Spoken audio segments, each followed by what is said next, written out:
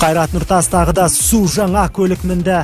Көпшілік феномен әнші санайтын жігіттің машина алғанына өзінен бұрын достары қуанып жүр.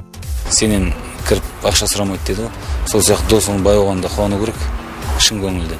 Сондықтан көлігіне қуанып қана қоймай, әлі талай тұлпарды тақымдай түстеп тілейді.